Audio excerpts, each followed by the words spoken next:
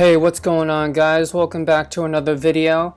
Before we get started, I just wanted to inform all of you that you can get involved with professional esports right now. No team affiliation required. Just visit facebook.com/Collegiate E-Sports. Link will also be in the comment section below. Enjoy the video. Big thanks to our special guest on the show for these Genji clips. His YouTube channel will be provided at the end of the video.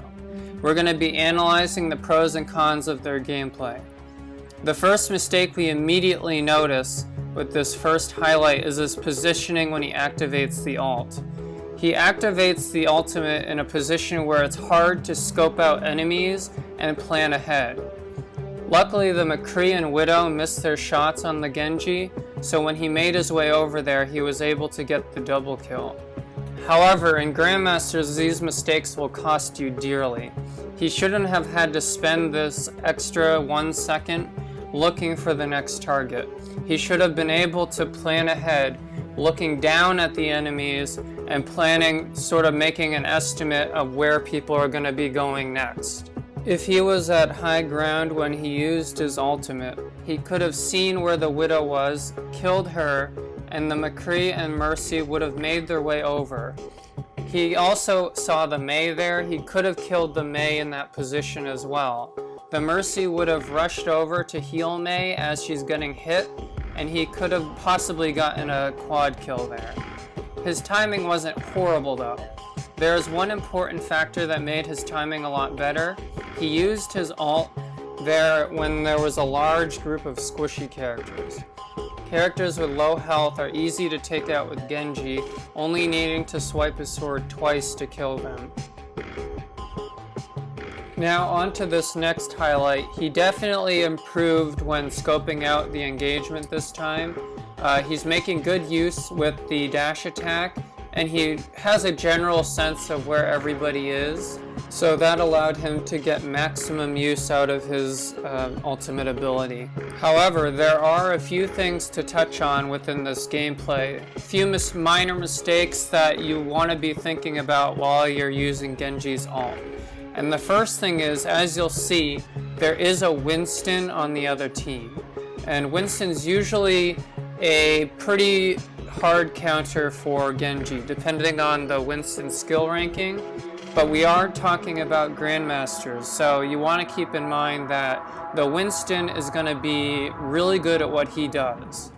That being said, the first suggestion I would make is while he's scoping out the enemy, I would have looked for the Ana and gotten rid of the Ana before anything else. With that Winston in the middle of the battle, you want to make sure that he's not getting healed while you're trying to target your enemies.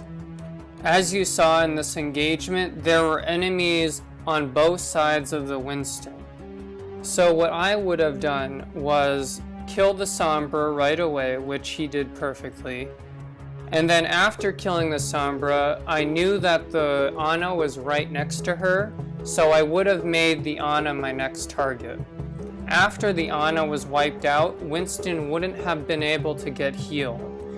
I still want to keep my distance from Winston because remember, in Grandmasters they know what they're doing, so you want to try to stay out of his range when you're attacking the enemy.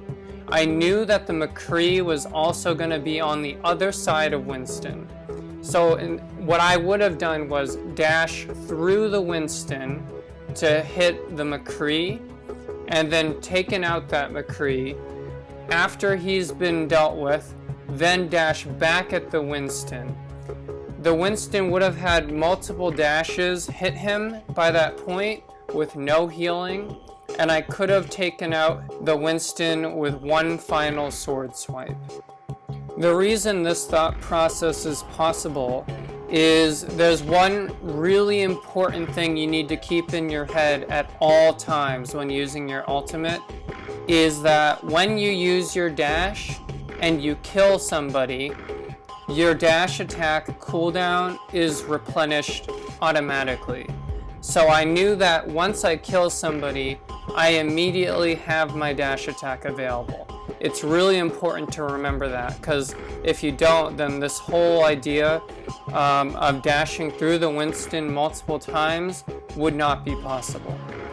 On this third highlight that our guest provided with us, he did a really great job using his ultimate, and we're going to go through it slowly to show you why this ultimate worked so well for him and why that would work well also in Grandmasters, because of course this is a Grandmasters guide, so we gotta keep in mind that a lot of people will know what they're doing at that level.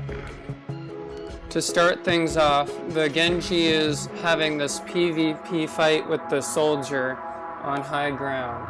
He knows that he won't be able to take out the soldier in this 1v1, so he decides he's going to go for the ult.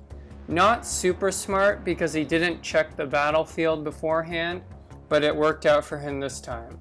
He goes after, uses his dash attacks really well. He knows that when they're going to charge. He goes after the soldier and the McCree, knowing that those two characters will be able to shoot him while he's using his ultimate. He continues to move throughout the battle, keeping him safe from enemy fire, which I cannot stress enough how important it is to keep moving with Genji. If you're still or not moving as much as you should be, that's a big mistake. You should always be spamming the spacebar as much as possible and continue moving around the field. You should never be predictable by the enemy. So that just about wraps up our tutorial. If you enjoyed the video or thought it was helpful, make sure to incinerate that like button. Subscribe if you're new for more great content from us, and we hope to see you in the next video. The channel for the person who provided this footage will be on screen now.